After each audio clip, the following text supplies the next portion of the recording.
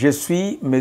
Kassiama Gissiati Joachim, instructeur sol système avion en faveur de pilotes, copilotes, mécaniciens navigants et aussi le technicien d'entretien des avions.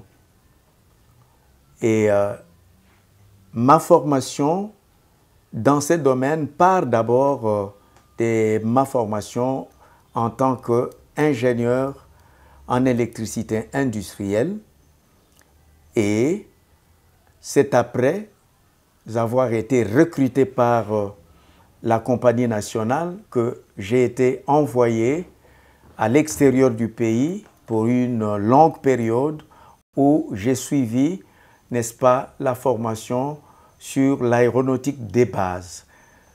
Et j'en suis sorti avec une licence en aéronautique supérieure et après avoir subi aussi beaucoup de stages après cette formation, parce que ça faisait partie de cette formation, notamment auprès de Swissair, la compagnie suisse d'aviation, et auprès d'une industrie de construction de petits avions à Alternrhein, toujours en Suisse. En revenant au pays, nous étions encore envoyés auprès des constructeurs et des institutions avérées pour suivre des cours de qualification, dont notamment dans l'ensemble le DC-8, le DC-10, les DC-9, les MD-80 pour les avions Douglas, et puis des avions Boeing, le vieux 707, le 727. Et en plus de ces qualifications type avion, nous avons aussi suivi des cours de qualification type moteur.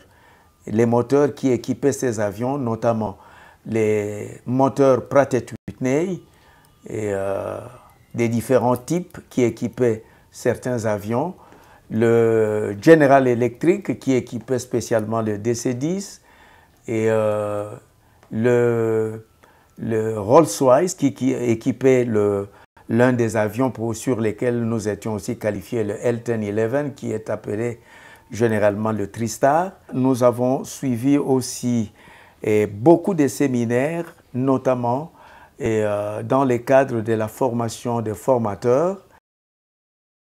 De cela qu'on devrait améliorer nos aptitudes dans les domaines de l'andragogie. Et après, nous avons aussi suivi des formations de cours stratégiques qui influent sur les aptitudes comportementales de tout personnel de l'aviation, et notamment liées aux cours sur les facteurs humains avec ses dérivés comme le CRM, le LOSA, le TRM et le MEDA. Après mes humanités, j'ai eu à donner cours dans le premier niveau des écoles secondaires, le cours des sciences. Et après mes études supérieures, j'ai été envoyé dans le cadre du service civique de l'État dans une école professionnelle, technique professionnelle, où j'ai été chargé de la formation des élèves dans la section électricité. J'ai animé des cours d'électricité générale, de mesures électriques au laboratoire, et de mesures électriques et puis des machines électriques. Ça, c'est sans savoir qu'un jour, je retomberai toujours dans la formation. Et quand j'ai été recruté par la compagnie nationale, c'était justement dans le but de m'affecter dans le domaine de la formation après avoir suivi tout ce que j'ai donné comme référence de la formation dans ces domaines-là. Et en revenant, nous avons eu à former des techniciens au niveau de l'aéronautique des bases comme au niveau de tout ce qui est système avion pour le pilote, pour les techniciens d'entretien, jusque pendant près de plus de 25 ans, j'avais travaillé là-dedans, dans ces cadres-là.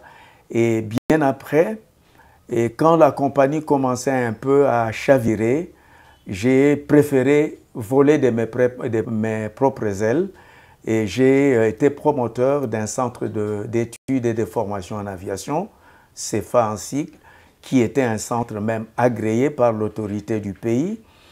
Et j'y ai travaillé moins de 5 ans suite à certaines difficultés liées au financement parce qu'il fallait bien financer et la formation des gars qui devraient m'accompagner et autres. Et bien entendu, vous savez que c'est un domaine où tout le monde ne peut s'hasarder du fait que ce n'est pas tellement maîtrisé par le privé, voire même l'État. Et alors, à partir de là, j'ai été courtisé par une compagnie de la place qui naissait, qui s'appelait à l'époque Congo Airlines, devenu Ewabora après, et ensuite Fly Congo. C'est là où je me suis rencontré avec celui que j'appelle l'icône de l'aviation parce que jamais je n'ai trouvé un dirigeant aussi percutant dans ce domaine de l'aviation, qui est un Congolais d'origine grecque, Monsieur Stavros Papaioannis. C'est lui qui vraiment m'a coopté et il m'a même donné la charge de directeur du centre de formation dans cette compagnie. Et alors, nous avons vraiment eu cette grâce de former sérieusement des techniciens et même des jeunes pilotes qui venaient pour la première fois et voler dans une compagnie, sortant donc des écoles. Il fallait les encadrer pour le mettre dans le bain du transport commercial, etc. Et là-dessus, aujourd'hui, la plupart de ces jeunes pilotes, aujourd'hui, sont des commandants de bord.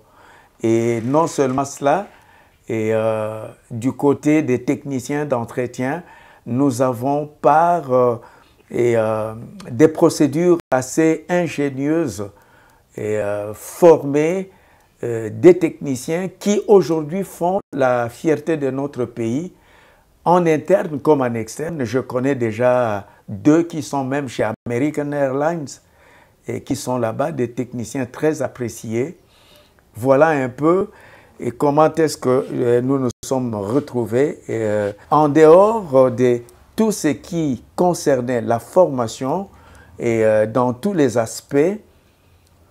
Nous avons eu aussi le privilège d'être appelés chaque fois par l'État dans les enquêtes d'accidents et incidents qui arrivaient, qui survenaient dans le domaine de l'aviation.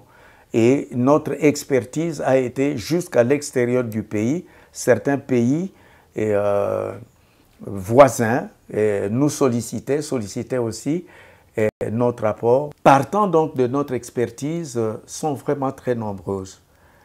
Et nous avons contribué soit au sein de la compagnie dans des sessions d'évaluation ex ante des candidats qu'on devrait recruter pour que nous puissions réellement recruter des candidats qu'il faut.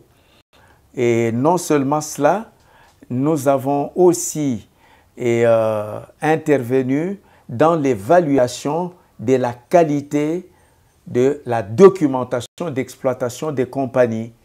Et là-dedans, nous avons apporté notre expertise pour que les compagnies qui nous ont sollicités souvent puissent disposer des documentations appropriées suivant les normes imposées par l'OACI et l'autorité. Le centre de formation Ewabora était un centre bien équipé. D'abord, la plus grosse préoccupation dans un centre consiste d'abord à avoir une documentation requise. Il faut avoir un personnel enseignant des qualités. Et là-dessus, le centre a pu jouer en attendant la formation de ses propres instructeurs permanents. Nous, on travaillait avec ceux que nous appelions des vacataires. Donc, on faisait venir, pour certains cours généraux, des spécialistes de la RVA, par exemple pour le cours de météorologie, de la navigation, de la circulation aérienne. On faisait venir certains professeurs de l'université pour certains cours techniques, par exemple la thermodynamique, qui est une matière très importante avant d'étudier les moteurs avions. Nous avions fait venir même certains ingénieurs de la compagnie qui travaillaient déjà dans un secteur d'activité donnée, soit à la maintenance, soit à l'atelier moteur, et soit à l'engineering, etc., qui venaient pour des cours bien spécifiques. Et dans l'entretemps, nous étions en train de former de jeunes gens qui aujourd'hui font même la fierté de notre centre, parce que ce sont ces jeunes gens qui aujourd'hui sont des responsables de la formation au niveau d'une compagnie de la place. Et à part ça, nous avions aussi certains équipements de simulation qui étaient soit